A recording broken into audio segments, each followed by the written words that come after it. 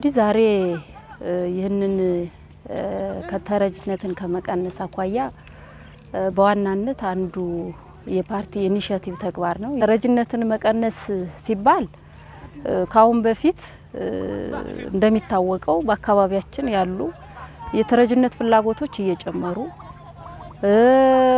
የውጭ የዓለም ሀገራት በሚመጡ መንግስቶች ወይንም ደግሞ ረጅ ድርጅቶች የሚጠቀመው መጠን ሰፊ ነው። ግን ደግሞ እንደ አካባቢ የአካባቢያችንን ችግር በአካባቢያችን መቅረፍ መቻል አለብን በሚል ራሱን የቻለ በወረደልን አቅጣጫ መሰረት እኛም ይህንን ኮሚትመንት ወስደን ይህንን ተግባር ወደ ስራ የተገባበት እንደሆነ ግልጽ ነው። ወደ ስራም ተገብቶበትም በዋናነት ስራው በባለቤትነትም እየተገመገመ አብይ ኮሚቴውን የከተማችን ከንቲባ እየገመገመ ይመራል።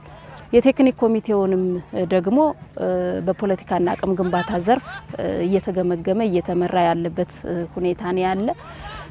በዋናነት ግን ይህንን ጉዳይ በባለቤትነት የከተማ አመራሩ ከተማ አስተዳድሩ በባለቤትነት ይዞ ተግባሩ ጊዜ የማይሰጥ ተግባር እንደሆነ ተወስዶ ስራ እየተሰራበት ያለበት ሁኔታ ነው ያለው። እቅድ አቅደን ነው የተንቀሳቀስነው። እቅዳችን 5 ግቦችን የያዘ ነው።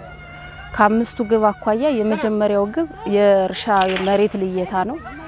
የሁለተኛና የሶስተኛ ደግሞ ለአስቸኳይ ጊዜና ለመጠባበቂያ በሚል የተቀመጠ ነው።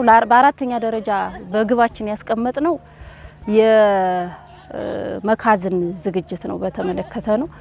ስለዚህ ይህንን የመካዝን ዝግጅት በከተማ ደረጃ አንድ መካዝን ያስፈልገናል በሚል ለይተን አሁንም ጭምር መካዝኑን የማዘጋጀት ስራዎች እየተሰሩ ያለበት ሁኔታ ነው ያለ።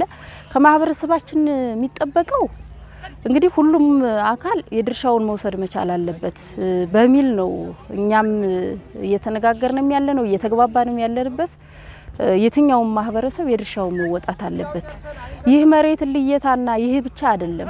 ከማህበረሰቡም በገንዘብ የሚሰበሰቡ አሉ፣ በእህል በአይነት የሚሰበሰቡ ስላሉ ማህበረሰባችንም ራሱን የቻለ በየሚያገኘው ገቢ መጠን ልክ የድርሻውን መወጣት መቻል አለበት በሚል የጋራ ያደረግንበት ሁኔታ ስላለ በዚህ ልክ ነው።